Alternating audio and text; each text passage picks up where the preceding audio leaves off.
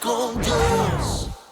Así es, así que empezamos en el versículo 1 diciendo: así que hermanos, yo les ruego por las misericordias de Dios que se presenten ustedes mismos como un sacrificio vivo, santo y agradable a Dios. Así es como se debe adorar a Dios. Y no adopten las costumbres de este mundo, sino transfórmense por medio de la renovación de su mente, para que comprueben cuál es la voluntad de Dios, lo que es bueno, agradable y perfecto. Por la gracia que me es dada, digo a cada uno de ustedes que no tengan más alto concepto de sí que el que debe tener, sino que piensen de sí con sensatez, según la medida de fe que Dios repartió a cada uno. Porque así como en un cuerpo hay muchos miembros y no todos los miembros tienen la misma función, así también nosotros, aunque somos muchos, formamos un solo cuerpo en Cristo, y cada miembro está unido a los demás. Ya que tenemos diferentes dones, según la gracia que nos ha sido dada, si tenemos el don de profecía, usémoslo conforme a la medida de fe.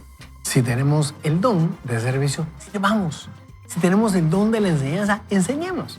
Si tenemos el don de exhortación, exhortemos. Si debemos repartir, hagámoslo con generosidad. Y si nos toca presidir, hagámoslo también con solicitud. Si debemos brindar ayuda, hagámoslo con alegría. Nuestro amor debe ser sincero. Aborrezcamos lo malo y sigamos lo bueno. Amémonos unos a otros con amor fraternal. Respetemos y mostremos deferencia hacia los demás. Si algo demanda diligencia, no seamos perezosos. Sirvamos al Señor con espíritu ferviente.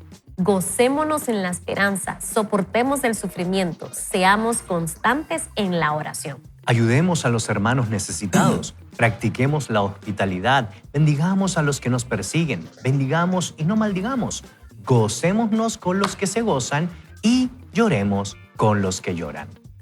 Vivamos como si fuéramos uno solo. No seamos altivos, sino juntémonos con los humildes. No debemos creernos más sabios que los demás. No paguemos a nadie mal por mal. Procuremos hacer lo bueno a los ojos de todo el mundo. Si es posible, y en cuanto dependa de nosotros, vivamos en paz con todos. No busquemos vengarnos, amados míos. Mejor dejemos que actúe la ira de Dios. Porque está escrito: mía es la venganza y yo pagaré, dice el Señor. Por lo tanto, si nuestro enemigo tiene hambre, démosle de comer. Si tiene sed, démosle de beber. Si así lo hacemos, haremos que éste se avergüence de su conducta. No permitamos que nos venza el mal. Es mejor vencer al mal con el bien. Y allí termina la cita que estamos leyendo hoy, y de esta manera el apóstol Pablo nos deja por delante un buen buffet de comentarios y perlas, ¿verdad? Que están riquísimas.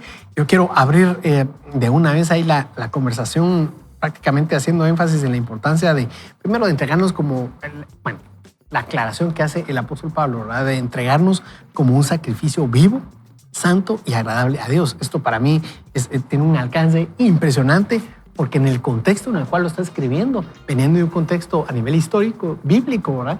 En el que había entregas, habían sacrificios que se entregaban a Dios de cierta manera tan particular.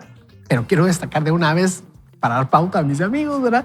La importancia también del llamado que él hace cuando dice en el verso 2, no adopten las costumbres de este mundo, sino transfórmense por medio de la renovación de su mente, para que comprueben cuál es la voluntad de Dios. Me detengo ahí y con esto suelto el micrófono, ¿verdad? Creo que en ese entonces, aunque estamos viviendo realidades bastante distintas a nivel histórico, de contexto político, social, religioso, ¿verdad? Yo tengo la impresión, y mis amigos tal vez me corregirán fácilmente, más Gonzalo que otros, quizás, ¿verdad? Conociendo a mi buen amigo, pero no, son bromas. Pero creo que es probable que en ese entonces los discípulos hayan crecido en un evangelio bastante, valga la redundancia, vivencial, ¿verdad? Habían pocos o relativo poco distracción como el que nosotros tenemos hoy, tan evidente y tan saturado que quizá ya no vemos muchas cosas, posiblemente. Yo creo que el apóstol Pablo tenía muy claras líneas de pensamiento de los estoicos, de tantas líneas de pensamiento de los griegos e influencias de toda naturaleza. Y creo que cuando se está refiriendo a ser transformado en cuanto a no adoptar las costumbres de este mundo, sino ser transformados, es porque Él tenía claras muchas cosas. Es probable que nosotros no lo tengamos hoy. Y podría ser que por eso mismo le demos poca importancia a seguir transformando nuestra forma de pensar. Pero no sé, abro la palestra. Amigos, por favor. Gonzalo, que lo veo, pero así con la... No, gana miren, de debatir. estoy tranquilito. ¿no? Miren, lo que hay que recordar es que cuando el apóstol Pablo escribe esta carta, lo hace utilizando el lenguaje legal. Está escribiendo la capital del imperio y parte de la demostración legal que se conoce como retórica epideítica es presentar el problema. El planteamiento del problema es las consecuencias del pecado en el ser humano. ¿Cuáles son esas consecuencias por haber hecho una serie de cosas que van en contra de Dios? Romanos capítulo 1, verso 18 al 32. Pero también está la solución al problema y la solución es la justificación por la fe en Cristo Jesús. Y una vez que presenta el problema, presenta la solución, da a conocer los deberes de los cristianos. Y parte de los que han depositado su fe en Jesús tienen que saber que la transformación del individuo no es solo una cuestión que implica las emociones, implica fundamentalmente para el apóstol Pablo la razón, la manera de pensar que se ve reflejada a través del uso del cuerpo, del uso de las palabras, del uso de las acciones concretas que se dan dentro de la comunidad cristiana y fuera de la comunidad cristiana. Por eso Romanos capítulo 12 ha sido considerado como el opúsculo, la carta magna de la relevancia y la importancia del poder de los pensamientos para transformar al individuo, pero también para transformar a la familia y a la entera sociedad. Excelente, buenísimo. Yo me disfruto, créanme que me disfruto escuchando a Gonzalo. Sé que a veces usa palabras técnicas que no acostumbramos mucho, pero yo aprendo, yo crezco, pues a mí me inspira a leer más la Biblia, ¿verdad? A consultar un poco más, y esto no es competencia, eso es lo bueno. Yo vengo el jueves, sinceramente, y aunque no parezca, vengo relajado, porque no vengo a hacer pulsos con Gonzalo, no vengo a hacer pulsos con él, vengo a aprender, ¿verdad? Es riquísimo, ojalá que usted también se lo disfrute. Amigos, ¿cómo Mira, para lo ven? mí el capítulo 12 de Romanos es el capítulo de la Biblia, ¿verdad? Siempre ha sido, y cada vez que lo leo, siempre digo, debería de leer cada palabra despacio, ¿verdad? Y ahorita que lo estábamos leyendo otra vez, ya, cómo me gustaría poder tener una media hora para leerles despacio cada frase, porque cada frase de ese capítulo tiene tanta enseñanza, Sí. ¿verdad? Hay una cosa importante, cuando usted vaya a leer el libro de Romanos 12, recuerde que empieza con así pues, ¿verdad? O de la misma manera. Eso es como una unión que está haciendo Pablo con todo lo anterior que dijo, con los 11 capítulos anteriores, y lo que está haciendo es resumir los 11 capítulos que ha dado él en una manera práctica, ¿verdad? O sea, el capítulo 12 es como decirles, miren, esta es la manera de aplicar todo lo que yo les dije anteriormente. Y del capítulo 12, el versículo 2, ¿verdad? Transfórmense por medio de la renovación de su mente. Me vino al pensamiento cuando venía de camino para acá, pensar que cuando se escribió esto, cuando Pablo lo escribió, la gente estaba viviendo pues una realidad externa diferente a la que nosotros vivimos, porque históricamente, culturalmente y todo lo demás, pero una realidad interna igual a la que nosotros vivimos actualmente, ¿verdad? El corazón ha sido el mismo y la mente es la misma. Por lo tanto, el consejo que Pablo da aplica de la misma manera para ese pueblo de romanos como para nosotros hoy, ¿verdad? Y pues una cosa que a mí se me quedó cuando yo estudié hace muchos años esto y siempre me recuerdo al leerlo es que la palabra transfórmense o transformaos es la misma palabra que la Biblia usa para la transfiguración de Cristo. Fíjense. Entonces eso me da a mí una imagen mental de cómo yo tengo que transformarme, porque la transformación no es solo algo externo, sino que es convertirme en algo completamente diferente. Claro. Es como una mutación. Bueno, de ahí viene la palabra metamorfosis, ¿verdad? Porque transformados viene de metamorfo y es metamorfosis, es convertirme en otra persona. ¿Qué quiere decir eso en términos prácticos? Quiere decir que yo convertirme en cristiano o aceptar a Cristo y empezar a caminar como una persona cristiana me tiene que generar una conducta diferente, una manera. La gente tiene que ver que yo realmente soy alguien diferente a lo que era. O sea, la renovación del entendimiento en la mentalidad hebrea no es solo voy a tener ideas nuevas, ¿verdad? Me voy a llenar de un montón de conocimiento que le voy a repetir a todos los de la oficina, ¿verdad? Sino que en la mentalidad hebrea la renovación es adquirir ideas y conocimiento que voy a poner en práctica. Porque para el hebreo el conocimiento no es acumulación de pensamiento, sino es vida. Entonces, bueno, hay mucho. Ahí podemos seguir hablando, pero le voy a dar ahí tiempo a Florecita que nos diga. No, la verdad es que para mí también es uno de los pasajes favoritos, de verdad, de mi vida, de mi práctica profesional y podría decir incluso de mi maternidad, de cómo le enseño a mis hijos. Regularmente es, espérame, vamos a hacer una pausa y vamos a pensar.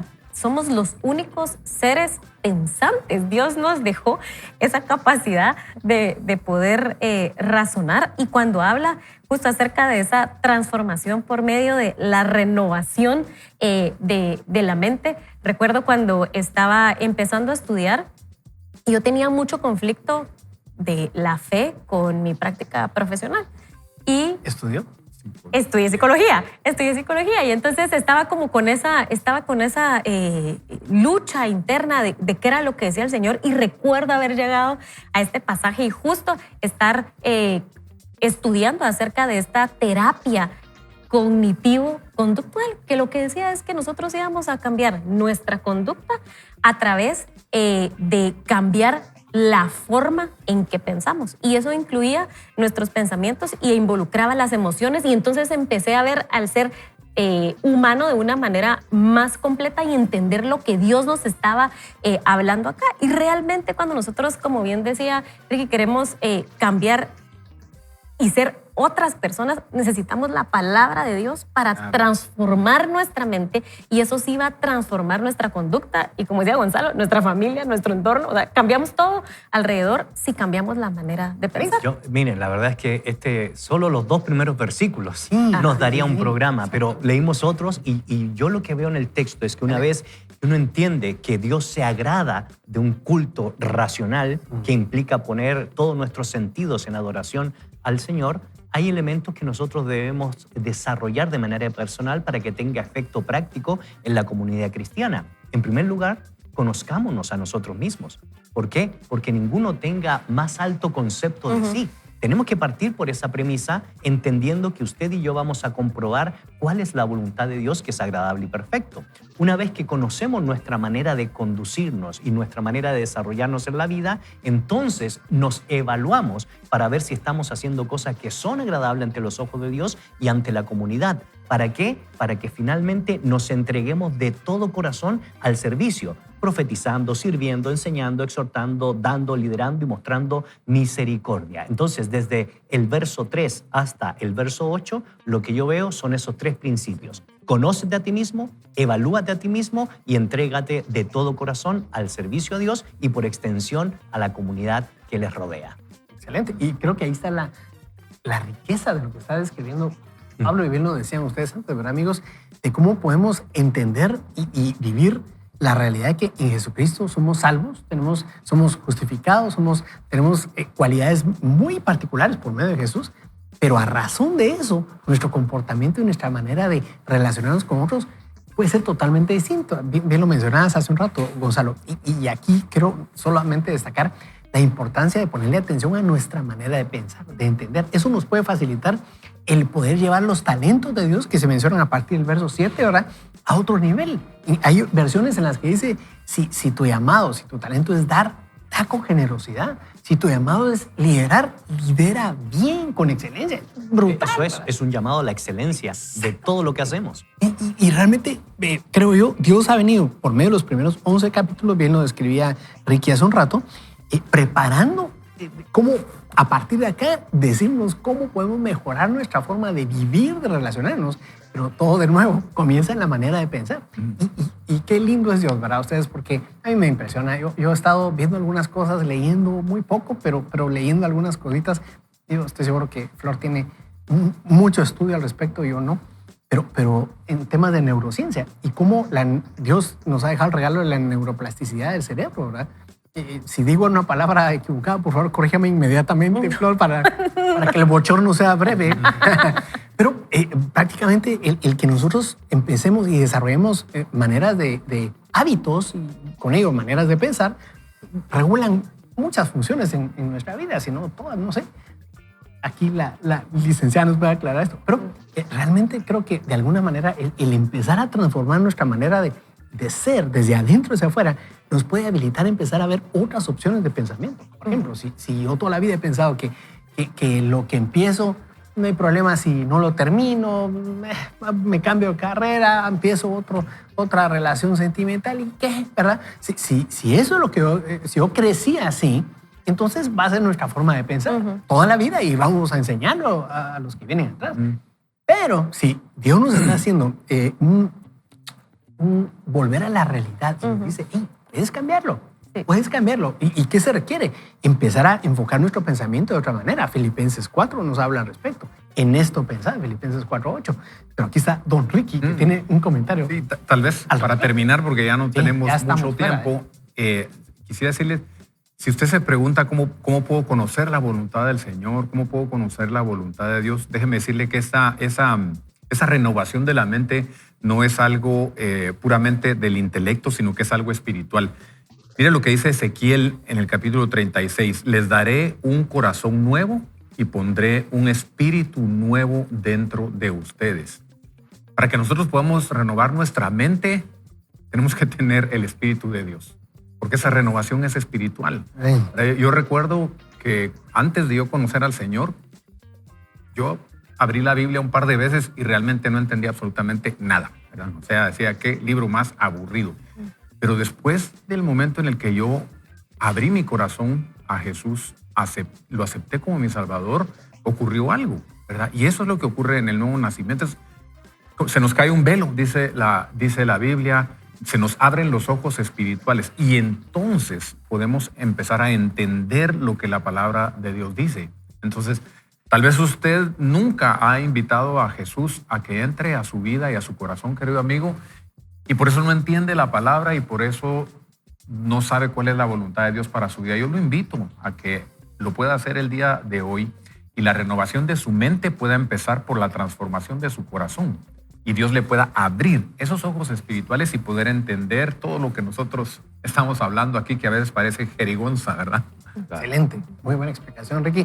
Tenemos una invitación que hacerle y quisiéramos decirle, mire, póngale atención a lo espiritual, póngale atención a desprender todo lo que usted pueda estar viviendo, que es se ha convertido, estamos procurando que sea nuestra disciplina, soltar las cosas que cargamos, ¿verdad?, en las manos del Señor, para entonces que se nos facilite llenarnos de ese espíritu, del Espíritu Santo, y poder enfocar nuestro pensamiento en otras cosas. Efectivamente, es un llamado integral que involucra a todo nuestro ser, mente, cuerpo, espíritu. Y espíritu porque la finalidad del pasaje es que usted y yo podamos comprobar cuán buena y cuán agradable es la voluntad del Señor. ¿Qué tal si oramos y le decimos, Señor, te damos las gracias por el tremendo sacrificio que has hecho a favor nuestro en la cruz, y tu sangre y tu cuerpo destruido, golpeado por amor a todos nosotros, nos invita a que podamos cambiar nuestra manera de pensar, que podamos experimentar la redención, la gracia, la misericordia que viene del Señor. ¿Pero para qué? Para que nuestra mente te busque. Y te pedimos, Señor, y particularmente yo pido por toda la comunidad de Vaya con Dios, que nos ayudes a comprobar cuán buena y cuán agradable es hacer tu voluntad. Oramos en el nombre de Jesús. Amén y amén. Así es, entonces vamos a ir a un breve corte, pero le invitamos, no se puede desprender. Tenemos 2 segmentos por delante que están bien nutritivos, al igual que como estuvo este primero, así que vamos y regresamos con más de Vaya con Dios. Cuando te alineas a la voluntad de Dios, puedes lograr hasta lo que parece imposible. No es por tu fuerza, es por su poder. Vence las dificultades, alcanza tus metas y persevera. Así es, y tenemos un subtítulo que dice, desarrolla el grit desde fuera. Infúndeles grit a los tuyos. Y la pregunta dice, ¿qué puedo hacer para infundir grit a los míos? Y la autora dice, me hacen esta pregunta al menos una vez al día. A veces es un entrenador, otra vez es un emprendedor o un director ejecutivo. También me la han formulado generales del ejército y almirantes de la marina. Pero con más frecuencia me la plantean madres o padres a quienes les preocupa que su hijo llegue a desarrollar su potencial en la... no llegue, que diga, que los papás que están preocupados, que no llegue a desarrollar su potencial en la vida. Algunos creen que el grit se forja en el crisol de las adversidades. Quiero repetir eso. Algunos creen que el grit se forja en el crisol de las adversidades. Otros se apresuran a parafrasear a Nietzsche. Lo que no te mata, te hace más fuerte. He escuchado esa frase bastantes veces. Entonces, lo que no mata engorda es lo sabes, que sí, ahora conozco. sabes de dónde viene. Si hace un siglo le hubiera preguntado a la gente lo que opinaba al respecto, me habría encontrado con John Watson de la Universidad Johns Hopkins y su manual sobre la crianza de los hijos de 1928. Estos son los consejos de Watson. No los abraces ni los beses. No les dejes que se sienten en tu regazo. Si no les queda más remedio, dales un beso en la frente. Diles buenos días con un apretón de manos. Deja que resuelvan sus problemas por sí solos desde pequeños y evita rodearlos de mimos que les impedirán conquistar el mundo. ¿Cuántos de nosotros? Para crear niños afectivos. Muy bien. De vez en cuando, la gente adopta la postura contraria.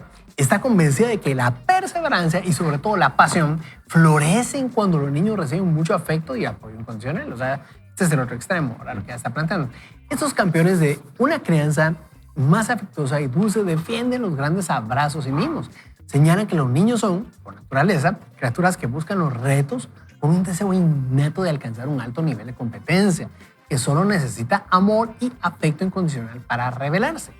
¿Cuál de estas dos posturas es la acertada? ¿Se forja el grit en el crisol de unas exigencias implacables o se fomenta en el cálido abrazo de un tierno apoyo? Como científica, dice la autora, me siento obligada a decir que todavía no existe respuesta. Pero como madre de 2 hijas adolescentes, no tengo tiempo de esperar a disponer de todos los datos. Como los padres que me hacen esta pregunta, tengo que tomar decisiones hoy mismo. Mis niñas están creciendo y cada día de su vida las estamos educando para mejor o para peor. Para resolver el debate, dice la autora, he decidido demostrar las evidencias de cada postura. Como defensor de una crianza estricta y a la antigua, he elegido a Stephen Young, estrella del fútbol americano y modelo del grit, cuya educación mormona incluía levantarse temprano para repartir periódicos, asistir a clases de religión antes de ir al colegio y la prohibición terminante de decir malas palabras y beber alcohol. Y como defensora de una postura más liberal, he elegido a Francesca Martínez, una cómica británica sin pelos en la lengua, hija de un padre escritor y de madre ecologista, cuyos progenitores, cuando tenía 16 años, le permitieron dejar de estudiar. Empecemos por el fútbol americano. Perdón. El fútbol ya estaba entusiasmado. Empezaré por Steve Young, dice la autora. El legendario quarterback de los 49ers de San Francisco recibió de forma consecutiva el título del mejor jugador de la Liga Nacional de Fútbol Americano, o NFL, ¿verdad? Y fue elegido como el mejor jugador, oiga esto, del 29º Super Bowl, en el cual batió un récord al realizar 6 pases de touchdown o anotación. Cuando se retiró cubierto de gloria, era el quarterback más valorado en aquel entonces de la historia de la NFL, la Liga Profesional Estadounidense de Fútbol. Este quarterback decía, mis padres fueron mis cimientos, afirmó Steve en una ocasión. Ojalá todo el mundo tuviera una buena educación. Cuando Steve estaba como 8º quarterback en la Universidad de Brigham, contó, quería irme a casa. Durante el primer semestre asistí a clases con las maletas hechas. Recuerdo haber llamado a mi padre para decirle, los entrenadores ni siquiera saben cómo me llamo. Para ellos no soy más que un juego. Papá, es horrible, dijo. Estoy decepcionado y creo que me gustaría volver a casa. Su padre, al que describe como un tipo duro, le respondió, déjalo si quieres, pero no vuelvas, porque no pienso vivir con un perdedor. No te quiero en casa. Steve siguió en el equipo y durante toda la temporada era el primero en presentarse a entrenar y el último en irse. Cuando el equipo terminaba, se dedicaba a hacer un entrenamiento privado. Estaba determinado a ser quarterback. Después de mucho esfuerzo, recibió el premio Dave O'Brien por ser el Quarterback, ¿qué es en español? Que Ese, se dice... ese, es que no, Hay una palabra. Voy a verlo en inglés, pero prácticamente es el que El que dirige dirige al equipo. Él es el que tira las jugadas, ¿verdad? Ok, sí, que porque tira la bueno, bola para los jugadores que tratan de meter un Creo gol. que el fútbol americano no mucho aquí, ¿verdad? Yo ni lo entiendo. Pero bueno. Yo sí. y Es me gusta, mariscal y de me ha campo. costado entenderlo, sí, es cierto. Entonces, dice, continuando. Recibió el premio Dave O'Brien por ser el quarterback más destacado del país. Hubo varias ocasiones en las que se desanimó, quiso renunciar y cada vez se lo suplicaba a su padre, pero él no le permitía y le decía, Steve, dice, sabía que mi padre me diría, aguanta hasta el final, Steve. Ahora, mire cómo le decían al papá de Steve Young. Le decían Legrand Young, ¿verdad? Y dice, él es una persona que encarna esa perseverancia, esa determinación, esa pasión, el grito, ¿verdad? Y tanto él como su esposa Sherry decidieron no ponerle las cosas fáciles a su hijo Steve. Mi meta, dice él, era enseñarle a ser disciplinado y a ganárselo todo a base de esfuerzo, como yo había hecho. Ahí el detalle, ¿verdad? Ujú. Estas cosas tienes que aprenderlas, no te salen por sí solas. Para mí era importante enseñarle a terminar lo que había empezado. Parecen estrictos, ¿no? Pues lo eran. Pero si les escuchas atentamente, describirás que los John también eran padres que apoyaban a su hijo de una manera impresionante. Ahora, si conocer a los Young te ayuda a ver que un amor duro no tiene por qué ser una contradicción, conoce la historia de Francesca Martínez y a sus padres, Tina y Alex. Francesca, descrita por el periódico británico El Observador como una de las cómicas más graciosas de Gran Bretaña, actúa en todas partes del mundo, vendiendo en un abrir y cerrar de ojos todas las entradas de sus funciones.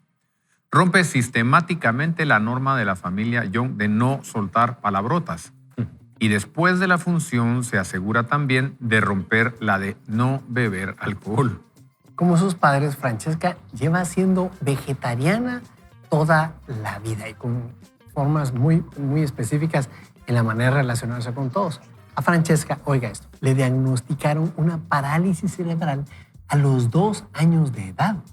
Los médicos le dijeron a sus padres que debido a la lesión cerebral, su hija nunca llevaría una vida normal. Tina y Alex decidieron que ningún médico les diría quién llegaría a ser su hija. Ser una estrella de la comedia exige pasión y perseverancia. Seas quien seas y todavía exige más cuando es todo un reto para ti pronunciar las consonantes o subirte al escenario y tener que hacer ejercicios vocales y de respiración sin falta antes de cada función. A pesar de estos retos, dice la autora, sus padres le inculcaron: ve y haz realidad tus sueños. Y si no lo consigues, siempre estás a tiempo de cambiar de opinión. Mi madre también me dio alas, me contó Francesca. Ella cree no haber perdido la esperanza, incluso cuando todo parecía perdido, gracias al apoyo incondicional de sus alucinantes padres. Cuando crees en lo que haces, no te das por vencida. Eres consciente de tu propia valía y esta seguridad te viene de cómo los demás te hacen sentir en la vida. Por ahora, Alex y Tina parecen ser la personificación de unos padres permisivos. Les pregunté si creían serlo. En realidad, creo que soy alérgico a los niños malcriados, dijo Alex. A los hijos hay que amarlos y aceptarlos, pero también necesitan que les enseñes a comportarse. Alex obligó a Francesca a hacer los ejercicios de fisioterapia prescritos por los médicos. Ella los detestaba. Durante años estuvieron discutiendo por eso. Alex creía que debía mantenerse firme por el bien de su hija. Como Francesca dice, aunque era feliz en muchos sentidos, hubo un tiempo lleno de portazos, lágrimas y objetos volando por el aire. Y así, la visión unidimensional de Alex y Tina como padres hippies chiflados me pareció incompleta. Completa, interesante. Fue muy revelador oír hablar a su padre, que es escritor, del espíritu de trabajo que les inculcó a sus hijos con el ejemplo. De hecho, sí es cierto, Francesca tiene un hermano, ahora recuerdo. Y él decía, para acabar, el papá, ¿verdad? Para acabar lo que empiezas, tienes que esforzarte. Cuando era más joven, conocí a mucha gente que escribía cosas. Me decían, sí, soy escritor. pero nunca he acabado de escribir nada. Si usted lo recuerda, la autora nos aclaró que Alex, el papá, es escritor. Pues en este caso, no eres escritor, concluye él, ¿verdad? Cuando se topa con estas personas. Solo alguien que se sienta a garabatear unas palabras en una hoja de papel. Si tienes algo que decir, adelante. Dilo y escribe el libro de una vez. Tina coincide y mencionó: les enseñamos a nuestros hijos a vivir según principios muy claros y valores morales, afirmó. Les explicábamos nuestros razonamientos, pero siempre sabían dónde estaban los límites. Y además no veían la tele. Creíamos que tenían un efecto hipnótico y no queríamos que en lugar de relacionarse con los demás, se pasaran el tiempo pegados a la pantalla. Si querían ver algo, tendrían que ir a la casa de sus abuelos. Y así demuestro la segunda perspectiva. Bueno, entonces aquí termina el comentario de este libro que estamos leyendo, Grit, ¿verdad? Y que nos ha estado inspirando ahora a compartir de lo que nosotros tenemos, esa perseverancia, y a trasladarlo a la próxima generación. Y en función de eso quiero hacer una aclaración. El libro, tal y como se ha mencionado en ocasiones anteriores, no tiene un fundamento bíblico y nos está invitando a que veamos mucho número, estadística y, por supuesto, aspectos de sociología, ¿verdad? Y hasta psicología en cuanto a la relación, en cuanto unos a otros y en cuanto a cómo podemos cambiar nuestros pensamientos y cómo podemos trasladar, en este caso, o compartir con otros esa perseverancia. Nosotros queremos invitarte a que consideres algo más. Y de hecho vamos a ir a la Biblia de una vez y de entradita en este segundo segmento. En Deuteronomio se destaca un principio fundamental de la enseñanza judía. Y quiero leerlo textual para que podamos tener una perspectiva y partamos de allí. Deuteronomio 6 nos habla de un enfoque que va a permitir que los hijos y los hijos de nuestros hijos teman al Señor, nuestro Dios, y de esa manera podamos vivir con los mandamientos de Dios por delante y tomando decisiones inspiradas en la palabra. Y en el verso 4 dice: oye Israel, el Señor nuestro Dios, el Señor es uno, dice esta versión, Reina Valera contemporánea, por cierto. Y amarás al Señor tu Dios con todo tu corazón y con toda tu alma y con todas tus fuerzas. Estas palabras que hoy te mando cumplir estarán en tu corazón y se las repetirás a tus hijos. Aquí empieza la enseñanza, ¿verdad? ¿Qué vas a hacer? Repetírselas a tus hijos y hablarás de ellas cuando estés en tu casa y cuando vayas por el camino. Y cuando te acuestes y cuando te levantes. Las atarás en tu mano como una señal y las pondrás entre tus ojos como frontales. Esto podría, precisamente lo que decía Ricky, ¿verdad? A veces también no entendemos la Biblia de manera textual, pero vamos a entrar en detalle en un instante y esto nos va a aclarar mucho, ¿verdad? Porque eso de pondrás la Biblia, las atarás en tu mano como una señal y las pondrás entre tus ojos como frontales, tiene una explicación.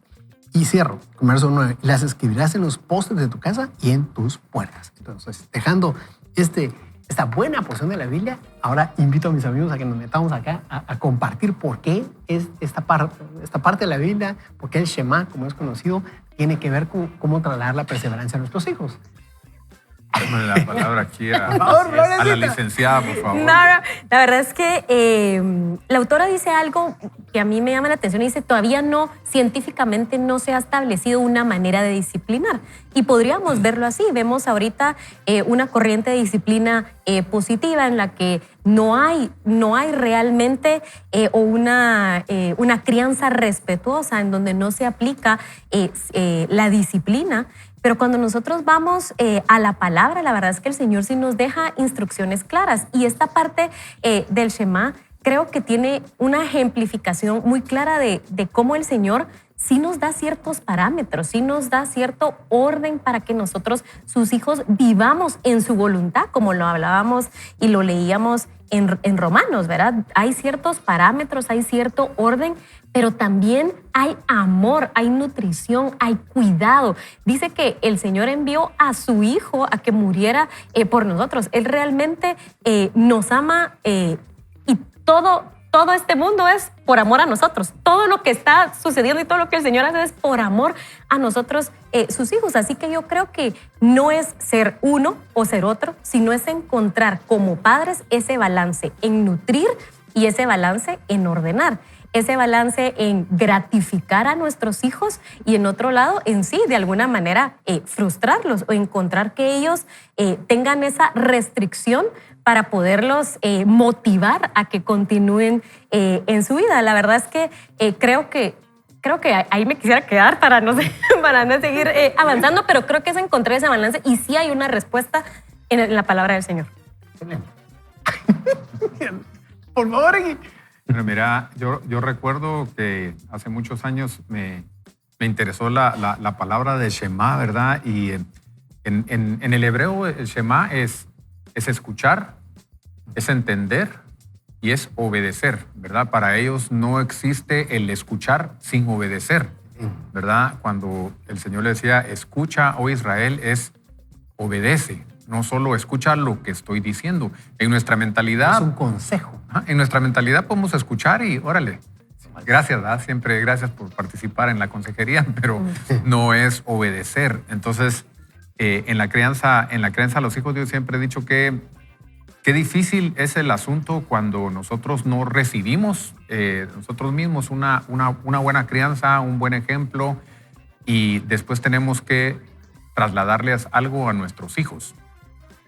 Y yo creo firmemente que el venir al conocimiento de Dios, de Jesucristo, al convertirnos en cristianos, la idea profunda de Dios es que nosotros mejoremos nuestras generaciones, ¿verdad? No que traslademos las mismas heridas y los mismos hábitos que nosotros trajimos, sino que los mejoremos. Y ahorita me venía a la mente cómo serán o cómo podrán llegar a ser nuestras quinta y sexta generación si nosotros somos fieles en trasladarles algo mejor a nuestros hijos de lo que nosotros recibimos.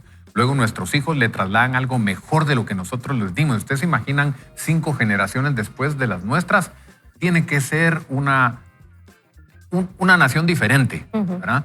Entonces, si usted quiere criar bien a sus hijos, yo diría, si usted quiere educarlos bien, edúquese bien usted, ¿verdad? Nosotros todos necesitamos educación. Todos venimos con unas grandes deficiencias de nuestros padres, que ellos hicieron lo que pudieron, pero esa no es una excusa para nosotros trasladar lo mismo a nuestros hijos.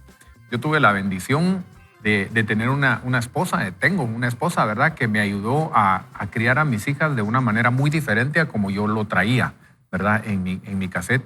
Y también tuve la sabiduría de dejarla que ella lo hiciera, ¿verdad? Recuerdo muy bien en esa etapa de la adolescencia, ¿verdad? No sé cómo ponerle a esa etapa, ¿verdad?, de los hijos, en la que uno quiere como regresarlos, ¿verdad?, al vientre de su madre y que regresen de donde vinieron. ¿Verdad?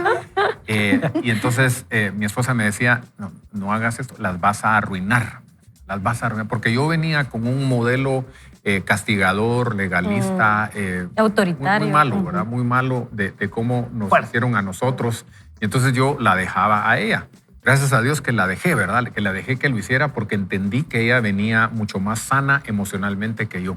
Y esta es una virtud o una característica que debería usted de cultivar, y es analizarse y decir, bueno, de nosotros como pareja, ¿quién es el que viene más sano aquí? ¿Quién es el que se crió mejor? ¿A quién le dieron mejor ejemplo? Entonces, apoyarse mucho en el que está más sano y no tratar de imponer, más que todo nosotros los padres, ¿verdad? Los papás, los hombres que queremos imponerle a nuestros hijos, pues lo mismo que nosotros nos impusieron. Entonces, para mí el grit que le podemos enseñar a nuestros hijos fue como se lo enseñaron a estos 2 ejemplos que nosotros vimos aquí en la lectura, es con el ejemplo, porque a ellos les enseñaron sus papás con el ejemplo. Excelente. Yo no tengo mucho que agregar porque mis amigos han dado en el punto, en el meollo del asunto. Solo tengo que decir que las Escrituras, interesantemente, nos dan la perspectiva para que a usted y a mi persona nos vaya bien. Pero también las Escrituras presentan lo que sucede cuando nosotros hacemos caso omiso a este principio del Shema. Uno puede leer, por ejemplo, después de que se expresa el Shema, viene Josué, que toma el liderazgo para llegar a la tierra prometida, y se le dice a Josué, esfuérzate y sé valiente, medita de día y de noche en la ley para que te vaya bien. Y al final del capítulo 24, Josué puede decir que ha guardado lo que el Señor le ha presentado y él, como su casa, sirven al Señor. Pasa uno al libro de los jueces y cada quien hacía lo que se le antojaba porque se olvidaron de estos principios. Por eso vienen los profetas, por eso viene la literatura sapiencial, por eso aparece Esdras en escenas después de que el pueblo había sido deportado por falta de obediencia al Creador y las consecuencias que trae esa falta de obediencia o no haber cumplido la transmisión de los principios y valores, decretos y estatutos que el Señor establece en el Shemá. Y de ahí es que Esdras, en el capítulo 7, verso 10, establece la importancia de inquirir o estudiar a profundidad la palabra de Dios, a cumplirla y a enseñarla. Y de suyo, lo que se va a desarrollar dentro del contexto de la transmisión de la educación hebrea son el Bet Migrab, de los 6 a los 10 años se le enseña a leer al niño y los padres se involucran en ese proceso a la luz de las Escrituras. En segundo lugar, el Bet Talmud, de los 10 al 15 años, todos los principios establecidos en la ley se aplican a la vida agrícola, ganadera, económica y relaciones internacionales. Y finalmente, el Bet Midrash, donde puntualmente se estudian a profundidad la ley y a profundidad el mundo práctico y concreto en la tradición de Israel.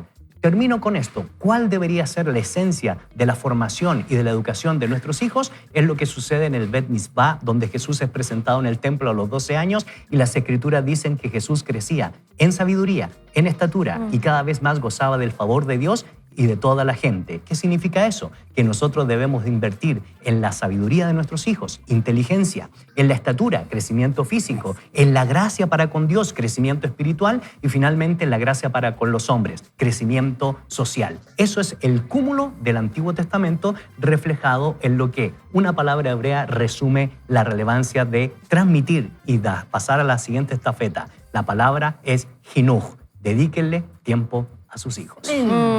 Y queremos solo invitar. Mire, esto a nosotros nos apasiona. A nosotros nos apasiona porque, aunque no somos perfectos y hemos cometido errores como papás, lo cual lo que tiene usted aquí al frente, hemos cometido errores, seguimos adelante. Y de eso trata este libro, este concepto de esta temporada, persevera, ¿verdad? Y el concepto de grit es de ser determinados, de no detenernos.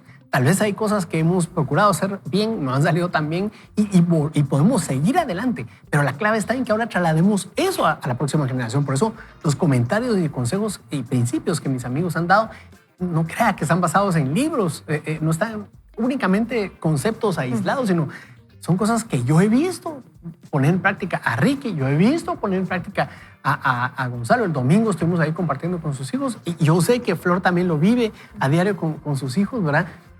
Y esto último que decía Gonzalo es fundamental. La compañía, abrazar, estar con nuestros hijos, pero partiendo, como bien lo decía Deuteronomio 6, partiendo de amar al Señor, nuestro Dios, con todo nuestro corazón. Comienza con nosotros, ¿verdad? Comienza con ser nosotros perseverantes para entonces hacer ese acompañamiento. Yo solo quiero resaltar que esta autora nos presenta dos casos de dos personas exitosas, ¿verdad? Tal vez a nivel social, ¿verdad? Dos personas que fueron exitosas y que cuando usted lee y leímos en detenimiento, ambos recibieron amor, pero también recibieron disciplina, instrucción, motivación. Y esto es para ser exitoso en el mundo o en la vida social. Pero justo cuando vemos en la palabra del Señor, vemos que nuestros hijos deberían ser exitosos en conexión con Él, ¿verdad? Y vivir en su propósito, vivir en su don. Y entonces nos habla el Shema y nos dice, entonces, ¿sabe qué? Usted le tiene que hablar de las palabras del Señor, de las verdades del Señor, cuando usted está en su casa, cuando usted sale en el camino, déjeme, las atarás a tu mano como una señal y las pondrás en tus ojos como fronteras y las escribirás en los postes de tu casa y en tus puertas y se las repetirás a tus hijos y hablarás de ellas cuando estés en tu casa y cuando vayas por el camino y cuando te acuestes y cuando te levantes. Y a mí hasta me emociona y me apasiona saber que nosotros debemos ser unos padres presentes, unos padres amorosos, unos padres que están cuando ellos se levantan y podemos motivarlos en el día, pero que también están en la noche y que escuchan qué pasó en el día y que pueden bendecirlos, que pueden orarlos y que siempre hay esa palabra de bendición para nuestros hijos. Buenísimo. Y podría ser que usted esté diciendo, hoy me equivoqué de día en escuchar Vaya con Dios, ¿verdad? Porque yo no tengo hijos todavía, no me casan, pero tal vez tiene un sobrino, tal vez tiene alguien cerca que esté, a un joven, incluso podría tener alguien en su equipo de trabajo, ¿verdad? Con los que usted trabaja, que usted le lleve 3 10 años, yo no sé. Considere esto. ¿Qué tal si usted fundamenta su vida en Dios e intensifica ese dinamismo diario con Dios para una vida real, profunda, con una relación profunda con Dios, y entonces se anima a acompañar a otras personas, trasladando a sus hijos, en el caso de sus nietos, pueden ser sus sobrinos, ¿verdad? ¿Por qué no? Y trasladar todo este acompañamiento, repitiendo las palabras, pero sí, requiere salir de la comodidad, sí, requiere, como lo vimos en el primer segmento, cambiar nuestra forma de pensar. Tal vez venimos de una cultura en la que no es esa nuestra costumbre, nos dedicamos a trabajar y que la esposa se encargue totalmente de la educación de nuestros hijos. No sé, pero ¿qué tal si oramos? ¿Qué tal si oramos? Le voy a pedir favor a Flor que podamos orar pidiendo la intervención de Dios y que nos ayude a transformar nuestra manera de entender lo que hemos vivido para poder trasladar la perseverancia a la próxima generación. Amén. Así que oremos, Señor. Te damos gracias esta mañana porque podemos llegar ante tu trono de gracia y de gloria, Señor, para pedirte ayuda.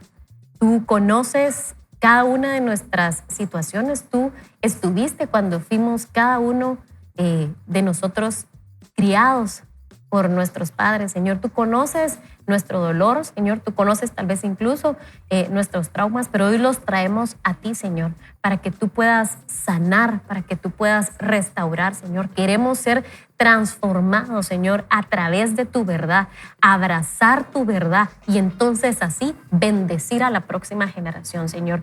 Así bendecir a los que están al lado nuestro, Señor, inculcándoles tu verdad, tu palabra, Señor, que es la que realmente transforma, Señor, y es la que atrae esa bendición, Señor, que no trae tristeza, Señor. Hoy oro que tú puedas poner en los padres de familia, en todas las personas, Señor, que van hacia sus trabajos, aquella persona a la que hoy van a bendecir para, Señor, impactar a esta generación, a ser perseverantes en tu camino, el cual nos lleva a la bendición. Hoy oramos en el nombre de Jesús. Amén y amén. Qué rico poder orar a esta hora de la mañana. Vamos a un breve corte y regresamos con más de Vaya con Dios. Vaya con Dios. Continuamos con la lectura y continuamos así. Salta a la vista que es justamente lo que los padres de Steve Young y Francesca Martínez hicieron. Los Young eran duros, pero también eran afectuosos. Los Martínez eran afectuosos, pero también duros. Ambas familias estaban centradas en sus hijos, en el sentido de que sus intereses eran lo primero. Pero ni la una ni la otra creían que sus hijos supieran siempre más que ellos lo que debían de hacer, el empeño que debían poner en algo y cuándo era mejor dejar correr. Los padres autoritarios son exigentes y poco solidarios. Exactamente la actitud de John Watson. Defendía para fortalecer el carácter de los hijos. Los padres permisivos, en cambio, son solidarios y poco exigentes. Cuando el psicólogo Larry Steinberg dio su discurso presidencial en el año 2001 en la Sociedad para la Investigación sobre la Adolescencia, propuso una moratoria para poder llevar a cabo más investigaciones sobre los distintos estilos de paternidad o de criar a los hijos, ¿verdad?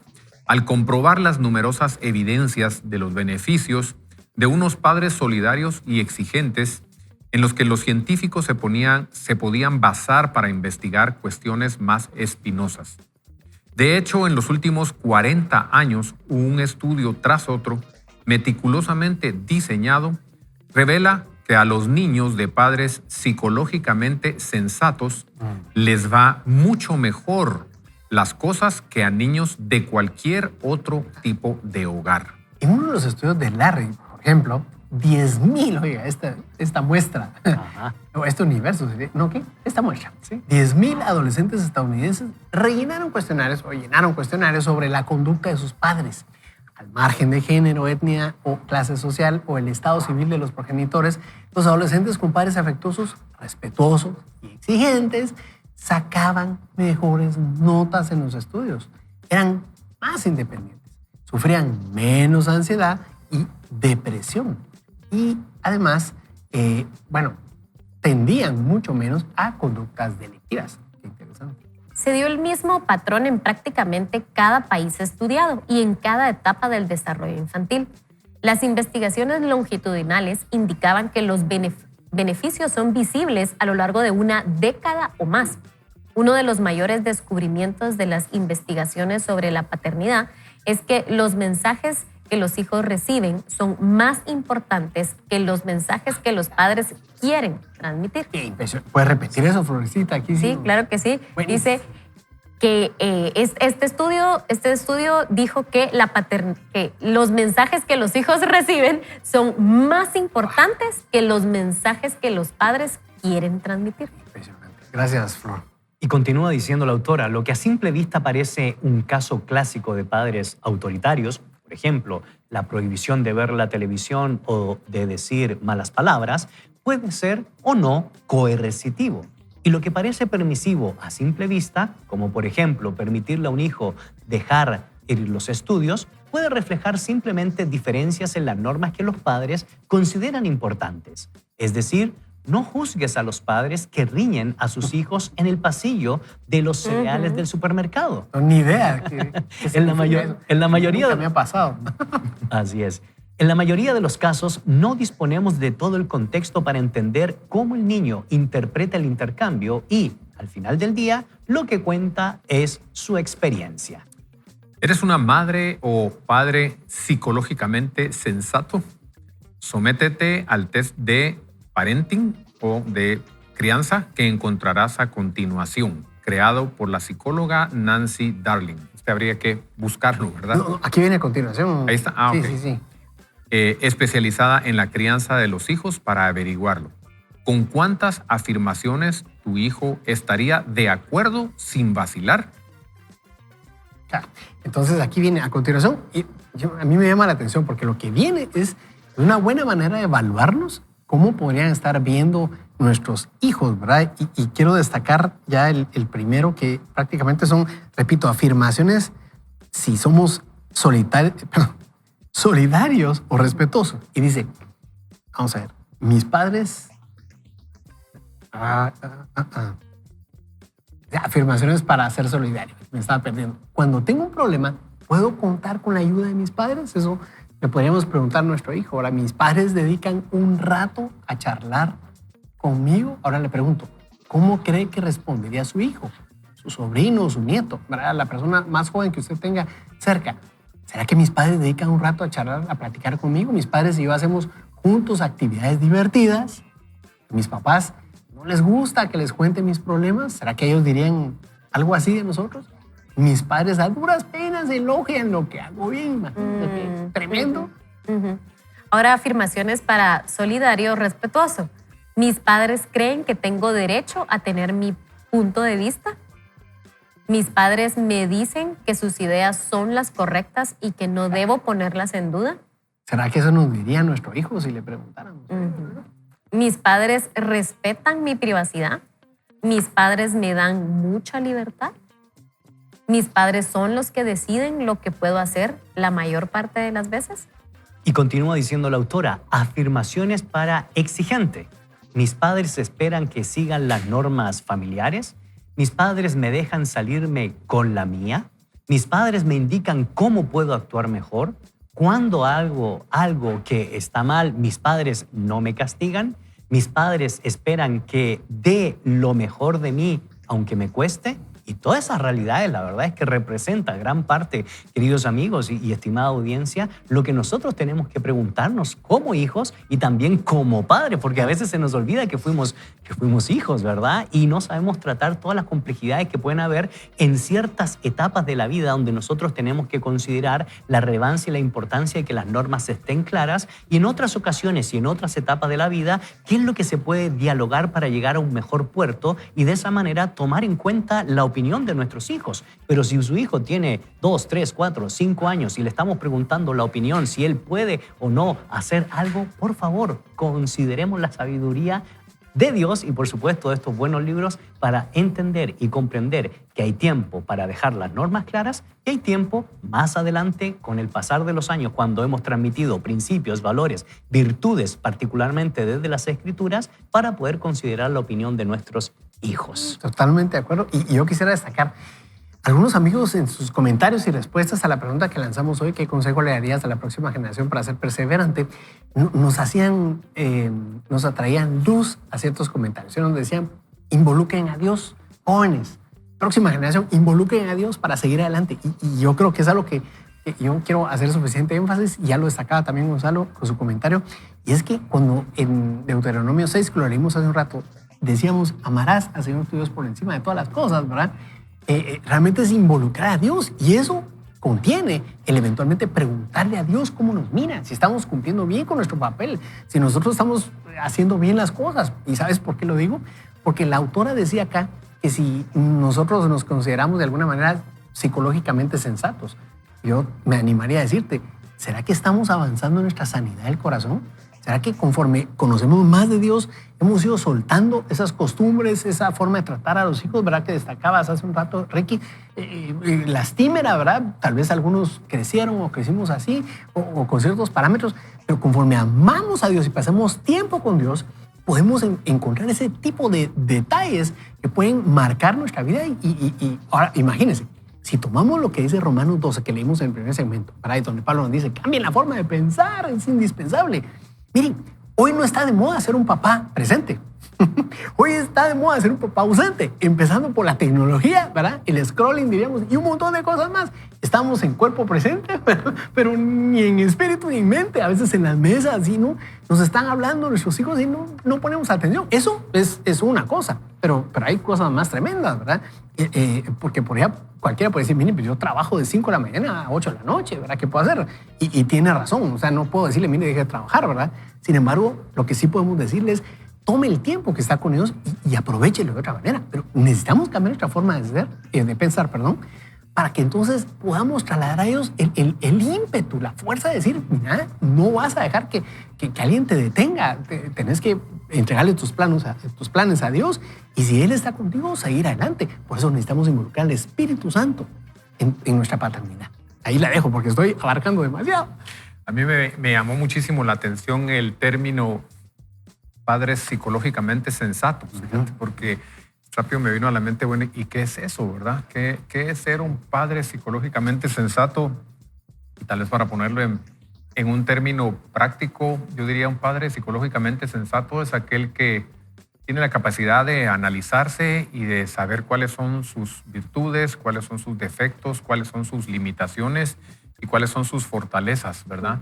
Y yo creo que eso es ser psicológicamente sensato, es poder aceptar, yo en esta área no soy bueno, ¿verdad? O mi temperamento no es el adecuado, la manera como me criaron no es como yo voy a criar a mis hijos. Entonces decía ahí, se comprobó, los estudios comprobaron que los hijos de padres psicológicamente sensatos tenían mucho mejores probabilidades. Y es que creo que un padre psicológicamente sensato, al analizarnos nosotros, tenemos entonces la capacidad de combinar bien lo que es el afecto y la disciplina, porque tendemos a irnos a los extremos, ¿verdad? O somos puro afecto o somos pura disciplina. Por ejemplo, con mi papá era disciplina lo que predominaba. Yo eso es lo que me recuerdo de mi papá, ¿verdad?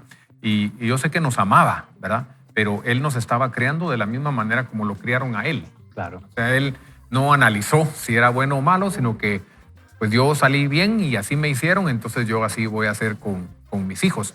En medio de eso sí nos heredó, podríamos decir, o nos transmitió muchas cosas buenas, ¿verdad? O sea, la disciplina del trabajo.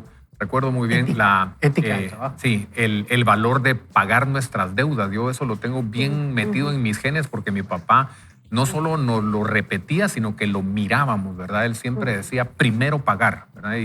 Y recuerdo discusiones en la casa con mi mamá y todo, decía, primero pagar. Primero pagamos, ¿verdad? Y primero pagamos. Y entonces ese gen de pagar me lo dejó a mí, que ha sido una virtud en mi vida. Entonces, para los padres que nos están escuchando, yo diría a dos segmentos de padres. A los padres que están empezando a criar a sus hijos, ¿verdad? Recuerden que los hijos necesitan ese balance entre afecto y disciplina. Es decir, necesitan que nosotros seamos firmes, pero con ternura. Y para eso necesitamos analizarnos. Y para los padres que ya no tenemos inclusive hijos en nuestra casa, que ya pues, se fueron y todo, también hay un consejo. ¿Saben por qué? Porque yo Estoy convencido que nosotros nunca dejamos de ser padres. Yo todavía hoy, mis hijas ya casadas, con hijos ya de 8 o 9 años, pero que trabajan conmigo, mis hijas, por ejemplo, ellas me siguen viendo, ellas me siguen aprendiendo, y si yo sigo cambiando, todavía les puedo seguir modelando. Nosotros nunca dejamos de ser padres. Yo quiero agregar un dato porque antes se balanceaba mucho la firmeza del papá, medianamente ausente por el trabajo, porque mamá estaba en casa y mamá, en cierto sentido, de vez en cuando generaba la ternura y de vez en cuando nos daba con la chancla. Pero hay una realidad difícil hoy, porque padre y madre están fuera del hogar. Hoy la realidad nos ha cambiado un poco. Entonces el consejo que yo le daría es, recordemos que las Escrituras dicen, padre y mamá se involucran en la educación. Y el consejo es, sean mayordomos de su tiempo, para que los tiempos que pasen con sus hijos sean de alta calidad. Establezca prioridad. Así es. Y justo un autor decía que son los primeros, son una generación de hijos huérfanos con padres vivos, ¿verdad? ¿Por qué? Porque no están ejerciendo su paternidad, pero es nuestro privilegio. Entre las múltiples funciones, nuestra prioridad sí es criar a nuestros hijos en amor y en disciplina, ¿verdad? Y lo que a mí más me impacta, y tal vez quisiera dejarlos con esto, es resaltar cómo la ciencia, cómo esta autora que hace una investigación longitudinal, es decir, a través de muchos años, ve los resultados que hubo, se muestra cómo sí este balance es importante, e incluso lo saca de dos exitosos en la sociedad, de cómo una buena crianza trae buenos resultados, sobre todo los cristianos, que no solo es una crianza para gracia con los hombres, sino para gracia con Dios, como bien hablaba Gonzalo. Creo que vamos a tener mucho mejores resultados. Quiero leer esto. Dice, crecer rodeado de apoyo, respeto y altas expectativas tiene muchos beneficios. Así que crecer rodeado de apoyo, respeto, pero altas expectativas tiene muchos beneficios, y uno de ellos es importante para el grit, que es lo que estamos hablando, ¿verdad? Buenísimo. Así que queremos invitar. Mire, es probable que tal vez usted y yo no hayamos nacido en las condiciones que hubiéramos esperado, querido. Por ahí vemos para atrás y quizá hoy decimos... Estuvo difícil. Sí, estuvo complejo tal vez, pero estuvo intenso. Yo tuve una infancia, la verdad, muy buena. Bendito Dios por pura misericordia. Pero sí, así pasó, ¿verdad? Mi papá a veces, poniéndonos la barra alta, enseñándonos mucha ética de trabajo. Él nos destacaba, Ricky. Y mi mamá, me recuerdo muy bien, enseñándonos a comer de todo. Yo tengo aquí la memoria, ¿verdad? No me gustaba tomar caldo de frijol de pequeño, ¿verdad? Y llegó el momento en el que un cincho colocado en el respaldo de una silla lo hacía todo. Aprovechemos los momentos, disfrutemos los momentos. Exacto. Y traemos esa perseverancia, esa determinación a las nuevas generaciones. ¿Qué tal si oramos? Pedimos a Dios que se involucre en nuestras vidas y tomamos decisiones a partir de allí, acompañados por Él y su Espíritu Santo. Dios, te damos las gracias. Tu misericordia ha sido grande. Entregaste a Jesús para que nosotros tuviéramos una vida totalmente diferente. Ahora tenemos acceso a tu corazón y podemos soñar, anhelar, y estaremos disfrutando de la vida eterna contigo. Pero te pedimos que participes con nosotros en los retos que tenemos por delante. Danos sabiduría, muéstranos, Espíritu Santo. Somos papás que hemos sanado nuestro corazón, que tenemos heridas que necesitamos sanar. Ayúdanos, señálanos, Señor, dónde necesitamos trabajo. Ayúdanos a equiparnos, a seguir construyendo sobre nosotros, a seguir siendo esforzados y valientes, como bien lo destacaba Gonzalo. Y ayúdanos también a educar a nuestros hijos y trasladarle esa determinación. Gracias por tanto, Señor. En tu nombre oramos, en el nombre de Jesús. Amén. Amén. Amén. No puede perderse mañana. Es el final de este librazo. Le invitamos, el equipo ya se está preparando para lo que viene mañana. Le invitamos a que usted siga creciendo, siga avanzando, tome decisiones y, por supuesto, no vaya solo ni mal acompañado. Nuestra invitación, sino más bien, vaya con Dios. Vaya con Dios.